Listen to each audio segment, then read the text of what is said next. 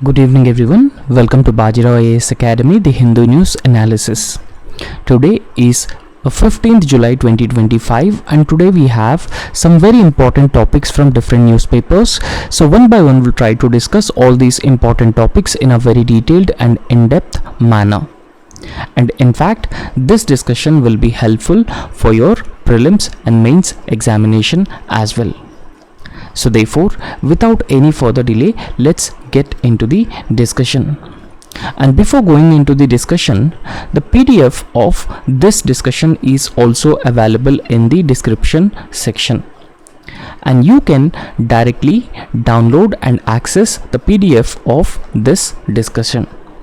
So the first topic with which we are going to start this discussion is about women in STEM fields, and how increasing representation of women in STEM fields or increasing participation of women in STEM fields will result in empowerment of women, right? So I can say that a multi-sectoral empowerment of women.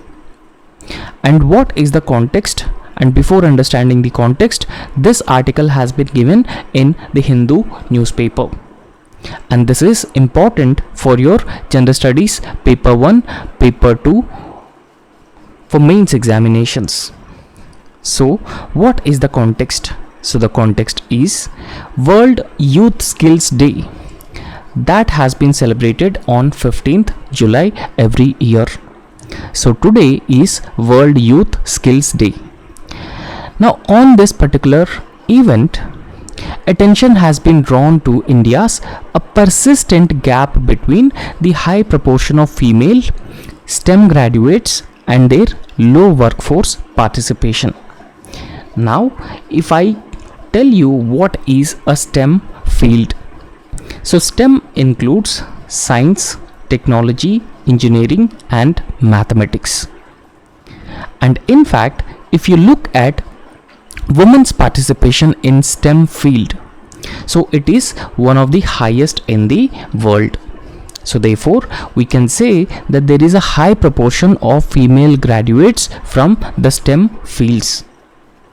However, despite the high proportion of female in STEM fields, there is a low workforce participation of women in Indian economy.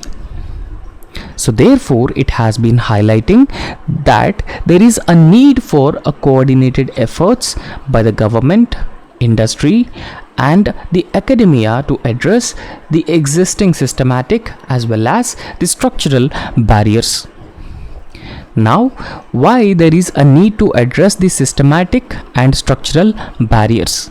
Because as we have already discussed that there is a low female workforce participation in India, despite there is a higher proportion of women in STEM fields.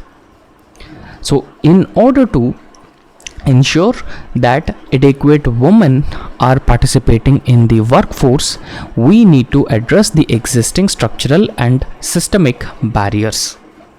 However, firstly, we will understand the existing paradox in women's STEM participation. So where do you see the paradox here? The paradox is increasing proportion of women in STEM fields but low workforce participation, low female workforce participation. Because despite having 43% of the global STEM graduates as women, only 27% of India's STEM workforce actually comprises of women. So therefore it has been revealing the deep systemic gaps between the education and employment. So despite women are getting education in STEM fields, they are not actively seeking employment. However, for this there are a number of different barriers. We need to identify those barriers and address them so that we can substantially increase the workforce participation of women, increasing employment opportunities for the women as well. And if I put this into perspective, data has been provided for this. As per the periodic labor force participation survey 23-24, the female labor force participation reached 41.7%, but the rural woman 47.6% actually outperform the urban woman. And if you have a look at the urban women and their workforce participation, it is just 25.4%. So therefore, it has been indicating that there are some structural and socio-cultural constraints in formal sectors. And we need to identify both structural and these socio-cultural constraints, and we need to have targeted interventions to address those constraints. However, according to McKinsey Global Institute, including 68 million more women into the workforce in India could raise India's GDP up to 700 billion by the year 2025. Now remember, when you write an answer, always try to present such data to substantiate your answers. So that is how you can actually score good marks. However, the World Bank links 1% GDP growth with 50% female workforce participation rate. Right? So therefore, in this context, you can understand the importance of women workforce participation in India and their enormous contribution to India's GDP and economic growth. Now also remember that we wanted to become a developed country by the year 2047. So in order to become a developed country by the year 2047, we should also recognize the important contributions that can be made by women. The potential of women making India a developed country by the year 2047. So that is evident from the fact that the McKinsey Global Institute already said that women's participation would increase India's GDP by 700 billion US dollars. And in fact, World Bank report also says that if women participates in Indian economy, so if women actively participates in Indian economy, and that would increase India's GDP by 1%. Right? So therefore, women workforce have a lot of potential and we need to tap the potential, and that's how it will result in the economic growth, empowerment of women. Now in this context, we'll understand the governmental frameworks for inclusive skilling of women, because so in order to increase the women workforce participation, so we need to educate them, we need to provide skills. And in fact, the new National Education Policy 2020 and the vocational push that has been given through the National Education Policy 2020 as well, because the National Education Policy has integrated a skills and life education. So therefore, the National Education Policy has given a sustained push for vocational education and training, and that will help women find jobs, and that will also increase women's workforce participation. Secondly, we have industrial training institutes. However, most of these industrial training institutes have been suffering with a lot of problems. A lack of infrastructure, inadequate expertise with the faculty, and outdated curricula, and lack of awareness about the institutes of industrial training. And there are a less number of government sponsored ITIs as well. So therefore, the focus should be on modernizing the existing ITIs and expanding the vocational skilling to rural areas. For that, we need to link the skilling with the employability and inclusiveness as well. And in fact, we should also promote increasing participation of women in ITIs so that they will be adequately skilled and their employability can also be further increased. And that is the second way of increasing the women workforce participation. And in fact, the Union Budget 25-26 has also made the gender budgetary commitments, because in Union Budget 25-26 the total gender budget allocations rose to 4.49 lakh crore, which is 8.8% of total budget, including schemes like term loans for women entrepreneurs, establishment of national skill training institutes. And if we talk about women's economic empowerment, so women's economic empowerment is a pillar of inclusive growth under the Vikasit Bharat initiative. And in fact, there are schemes like Skill India, Digital India and PM Vishwakarma Yojana. So they will further this empowerment framework as well. And these are the governmental frameworks for inclusive skilling of women workforce. And that is how we can increase the participation of women in overall workforce. However, what is the role of industry in enabling the gender responsive employment? So remember that there are certain cultural barriers within the technical domains, and it is important to overcome those cultural barriers in technical domains to increase women's workforce participation. For example, there are deep-rooted gender norms, and these deep-rooted gender norms basically hinder the entry of women into the STEM fields or STEM technical jobs. And in fact, UNESCO and World Bank, they have already noted that the cultural perceptions, not competence, are the key obstacles.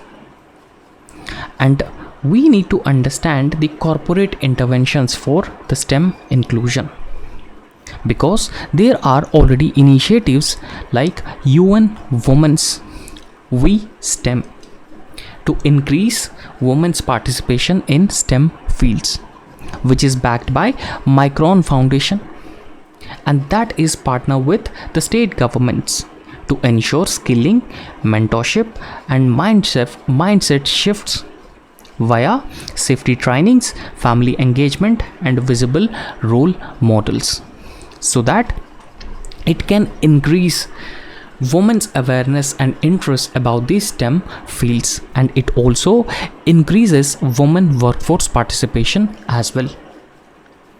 And apart from that, industry driven ecosystem for the career continuity, and that is also the need of the hour. For that, there is a need for a structured mentorship, industry academia partnerships, flexible workplace policies, and even the safety assurances. So all these factors are important to support women through the life transitions and also ensure that the STEM career retention as well. So these are the certain areas that we have to focus on if we wanted to encourage more and more women taking up the STEM fields and also increasing the female workforce participation in India. Now, we have understood why women workforce participation is very important. Now, women are viewed as a vulnerable community, a vulnerable group of people. And in fact, women in India lack the decision-making powers. They are not financially independent and self-sufficient. So if women are educated, women are adequately getting employment opportunities, so it will help them increase their decision making powers and they will become financially self-sufficient and independent, and that is very, very important here, right? And in fact, the STEM fields and increasing women's participation in STEM fields will also increase the women employability as well, right? So along with increasing participation of women in STEM fields, we should also provide skilling opportunities for women so that their employability can also substantially increase. And the next important topic is India-Europe relations. So first, we'll try to understand the context. But before that, this article has been given in the Hindu newspaper. And this topic is also very important for your gender studies paper 2.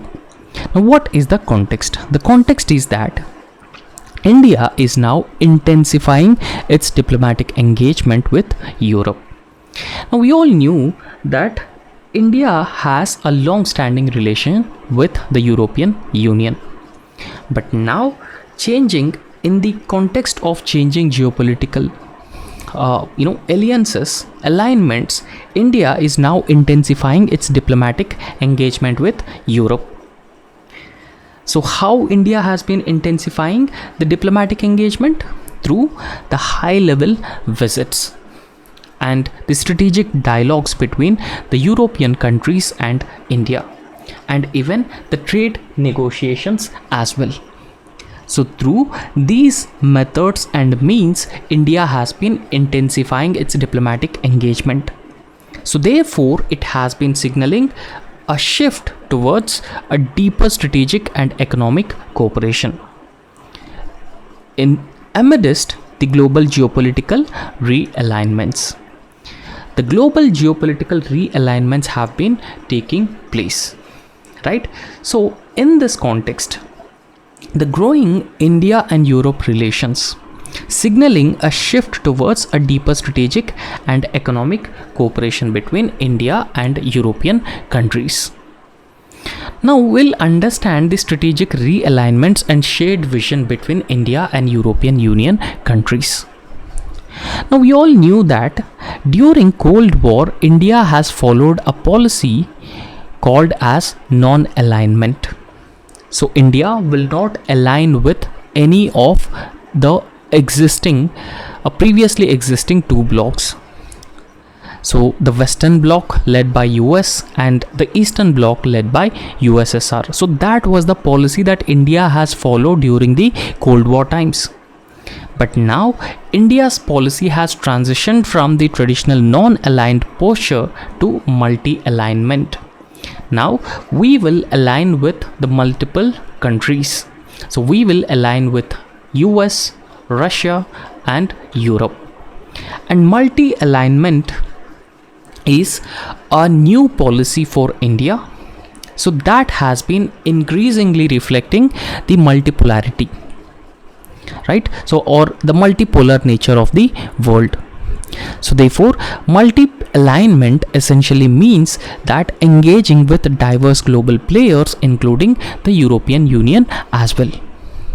So this is to preserve India's policy of the strategic autonomy in a bipolar world which is dominated by US-China rivalry. Now we all knew that the world is being called as a multipolar world. So despite it is being called as a multipolar world, there are a number of experts who call this world as a bipolar world because China emerged as a new superpower. Both China and US are contesting with each other for a global hegemony, and that leads to US-China rivalry. And India always tried to preserve its strategic autonomy. Now what exactly is a strategic autonomy? So strategic autonomy is India's foreign policy approach. So as part of the strategic autonomy, so India's policies will be guided by India's national interest. So India will not act on the whims and fancies or on the wishes or aspirations of other countries. So India is a sovereign country. So therefore India has all rights to decide its foreign policy. And apart from that, if we talk about Europe's policy of strategic autonomy, in recent times, Europe is also following the policy of a strategic autonomy, because a key European Union members like France and Germany, so they have started embracing the concept of strategic autonomy that India has traditionally followed, that they will not be a permanent ally of any country. So they have their own interests and they will act as per their own interests, not in favor of any other country. So therefore, it aims to reduce the overdependence on the US, because earlier it was believed that these European Union countries are over dependent on US. But because of Trump's policies and Trump's protectionism, the European Union countries are also increasingly adopting a policy of the strategic autonomy. And in fact, so to recalibrate the NATO reliance and also establish Europe as independent pole of global influence, right? So most of these European Union countries wanted to establish Europe as an independent pole of global influence. And in fact, as I have already told you, that the multipolarity as a common strategic goal of European Union and most of the countries which are part of European Union and even India as well.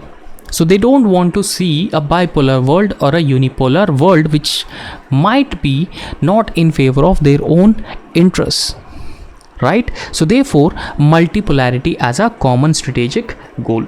Now, what exactly is a multipolarity? Now, multipolarity is a global order where there are multiple poles, multiple centers of power, not a single center of power or not a two centers of power. For example, during Cold War, there are two centers of power, US and USSR. Sorry. So after the decline of, after the fall of USSR, so the world order was a unipolar world order. But the European Union countries and India would like to see multipolarity as a common strategic goal. So they seek a multipolar world order which is grounded in international law and plural values, inclusive institutions, and the multilateral cooperation as a counterbalance to rising authoritarianism and the geopolitical coercion. Right? So in fact, if we specifically talk about economic, trade and technology synergies between India and European Union countries, so between 2015 to 2022, the European Union FDI in India grow by around 70%. So there is around 70% increase in FDI from European Union to India, with France investment alone rising by around 373%. And apart from that, European Union imports from India have doubled. So therefore, India also exporting more goods and services to European Union countries. That indicates India would have the trade surplus most of European Union countries. So therefore, it has been indicating that a strong but under leveraged trade potential, because China's overall trade with European Union is several folds higher than India's overall trade with the European Union. And if we talk about India-European Union Trade and Investment Agreement that these both two countries are negotiating with each other, so it is not yet concluded and it is further delayed. So the delayed India-European Union Trade and Investment Agreement so must be expedited with the early harvest agreement, while addressing India's concerns about Europe carbon border adjustment mechanism. So to ensure climate justice and also to avoid the disguised protectionism. Now, what is a carbon border adjustment mechanism of European Union? Previously we have discussed about this, and now I would like to explain this very briefly. Now, in fact, European Union actually have the aim of achieving net zero by around 2040, if I would say. So in order to achieve this goal, European Union must ensure that the existing industries would emit lesser amount of the greenhouse gases. They need to emit a very less amount of greenhouse gases so that the European Union would achieve the goal of net zero by the year 2040. But in order to reduce emissions from European Union industries, these industries need to increase their investments in a number of different areas. So increasing investments in these different areas would ensure, so it results in increasing the production cost,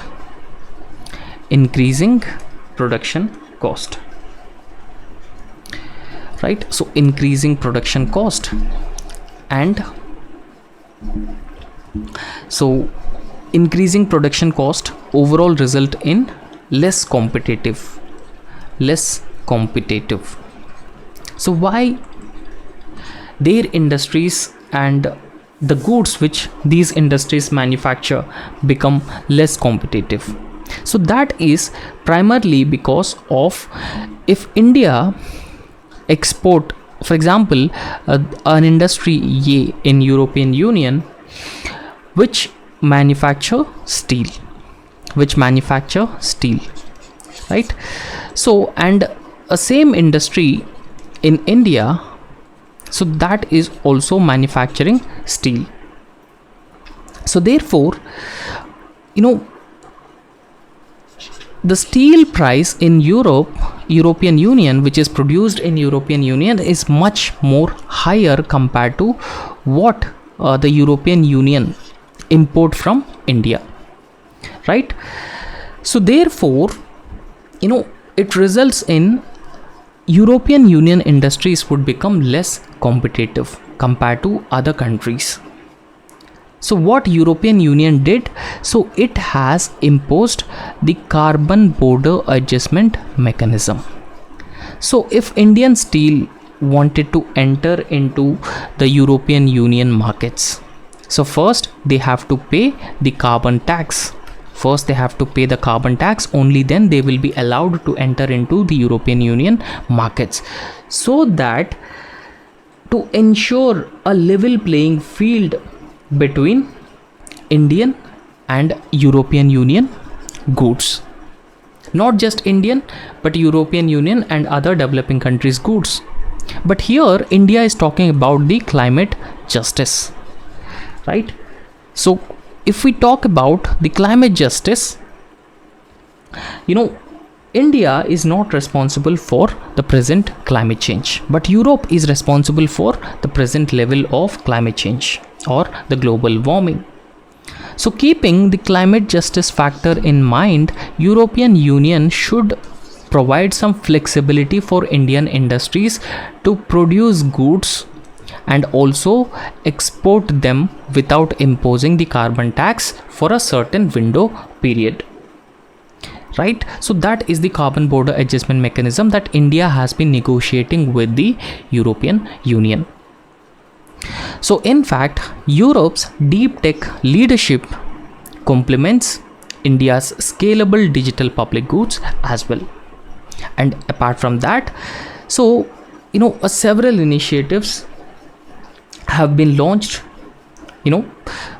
by both India and European Union in areas such as clean energy, artificial intelligence, governance, semiconductor manufacturing and biotech. So they can actually reshape the global digital and the green transitions as well. And in fact, security, defense and global governance are other important areas where there has been an increased cooperation between India and European Union, because for India, Europe is a key arms supplier. So we have been importing several arms, and one example is Rafale fighter jets that we have imported from France. Now under Atmanirbhar Bharat and Rearm 2025, there is an unprecedented scope for technology transfer and joint production, so thereby strengthening the defense industrial bases on both sides. And in fact, there are other domains such as maritime security, cyber security, counter-terrorism. All these are important areas. So a strategic cooperation further extends to the maritime domain awareness, humanitarian assistance and disaster relief, and a space collaboration, and including cyber security. So therefore, all these areas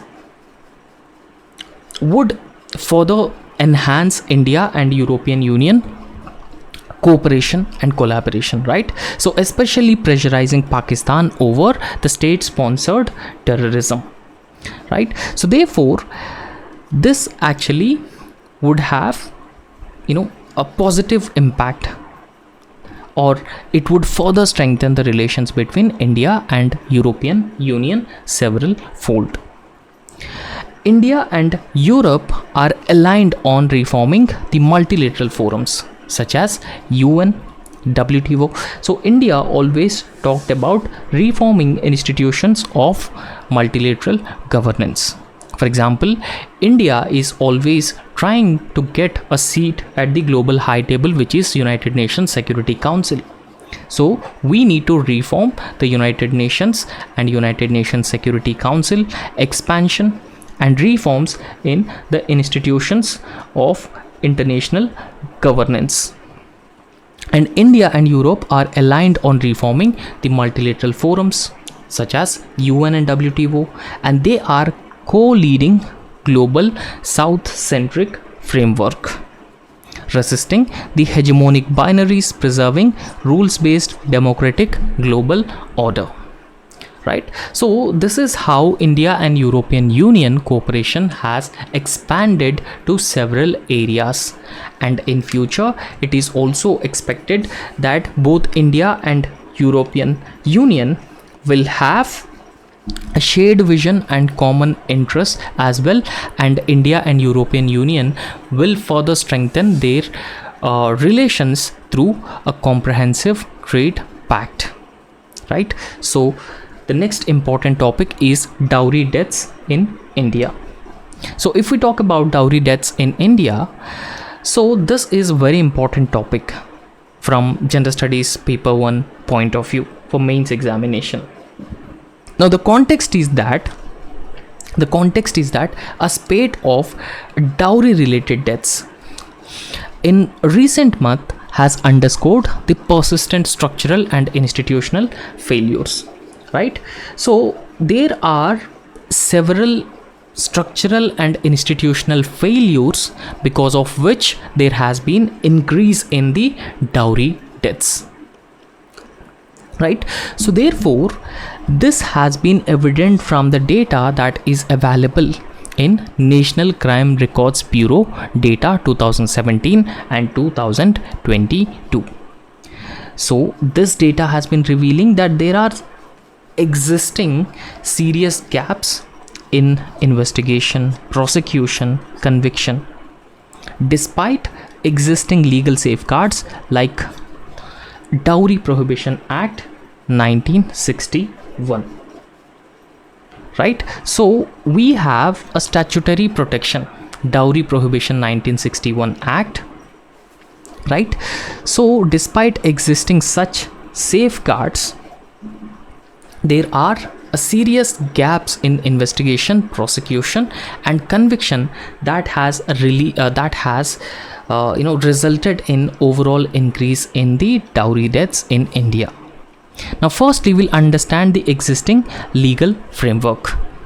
So the existing legal framework is Dowry Prohibition Act of 1961, and this Dowry Prohibition Act 1961 criminalizes giving, taking, or even demanding dowry, right? So therefore, if anybody gives, anybody take or demands dowry, it will be a punishable offense. So section 304B of IPC defines dowry death, and it also prescribes a punishment of minimum of 7 years to life imprisonment for a dowry death. And section 498A of IPC also penalizes cruelty by husband or relatives.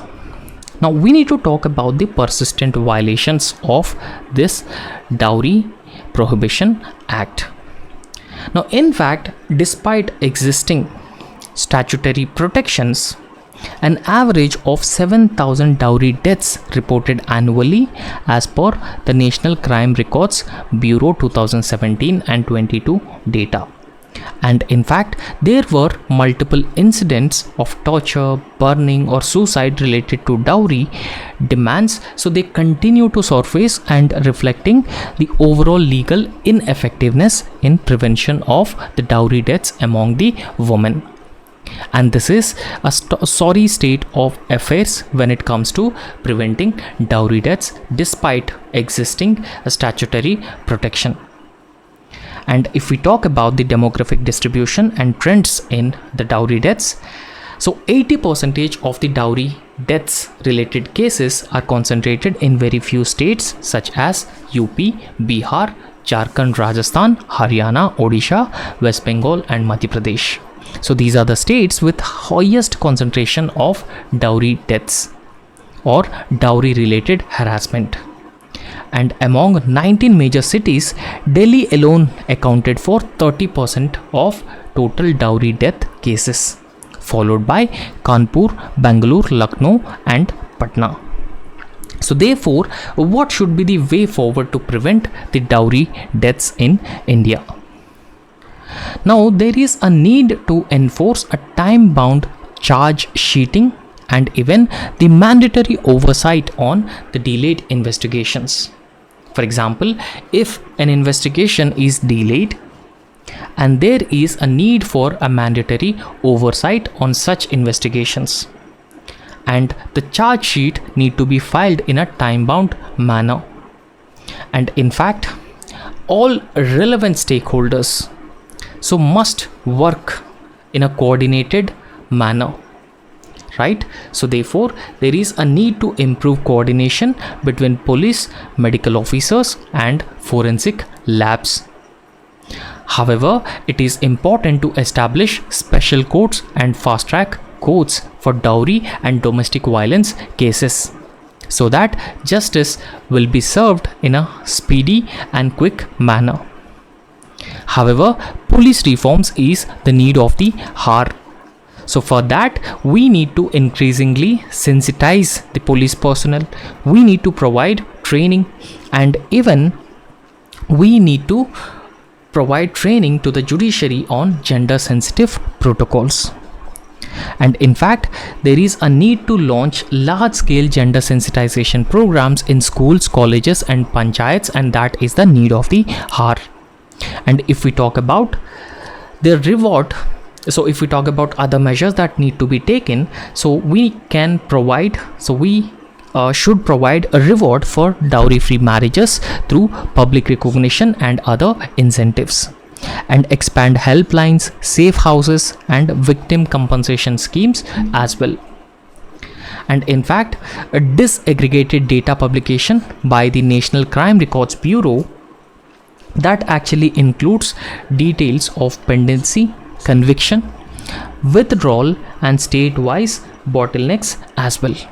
So all these measures have to be undertaken so that we can prevent the dowry deaths, right? So despite the legal measures that have been taken, so the dowry deaths are increasing in India. So if we put in place these measures that we have just discussed, it will result in reducing the dowry related cases in India. So it is also important that we have to organize programs creating awareness among women about their rights, right?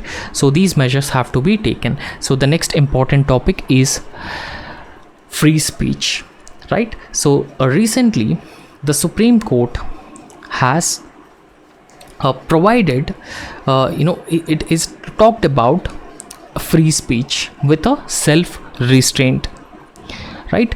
So a free speech is a fundamental right under Article 19 clause 1 of the Indian Constitution, right? But it should have a self restraint, it should have a certain limitations or restrictions. So therefore the Supreme Court has actually raised the concerns over the rising misuse of free speech, particularly in social media platforms, online platforms. So therefore there is a need for a regulatory guidelines. So we very often see on social media platforms that there is a misuse of the free speech by the individual, and Supreme Court even emphasized on the self-restraint, reasonable restrictions to protect fraternity, secularism and the individual dignity.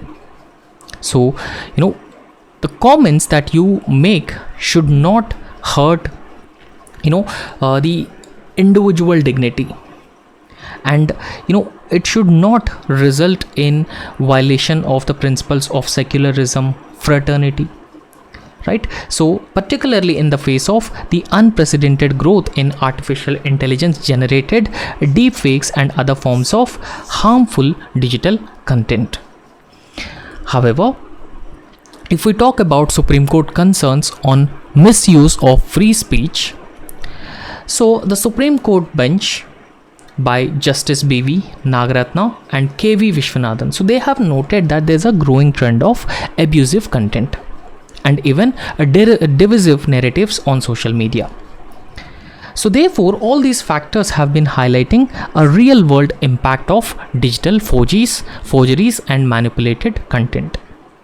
So therefore the court has emphasized that freedom of speech is not absolute, but it is subjected to reasonable restrictions, right? So your freedom of speech must be balanced with reasonable restrictions, particularly in the light of challenges posed by the artificial intelligence driven content, and that can be impossible to distinguish from a genuine media content.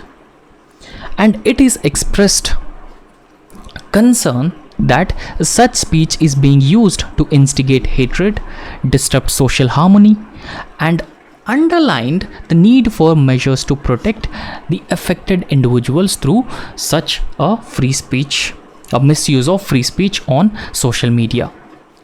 And in fact, Justice Nagaratna also remarked that citizens must regulate themselves, so there should be a self-restraint when they are making comments in social media about different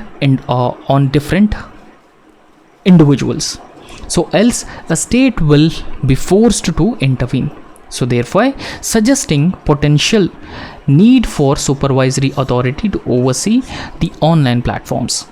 And in fact, Justice Vishwanathan also highlighted the fraternity, brotherhood among the citizens is essential to curb the mutual animosity, and overall emphasizing on the importance of maintaining social cohesion in the face of divisive artificial intelligence driven deep fakes, right? So therefore it is being said that there has been increasing misuse of free speech on social media, and that hurts the sentiments and dignity of other individuals. That also poses threat to the principles of fraternity and the secularism. So therefore there is a need for regulation and self-restraint of freedom of speech and expression. So that is what the Supreme Court has said. So anyway, that's all in this lecture, and thank you so much.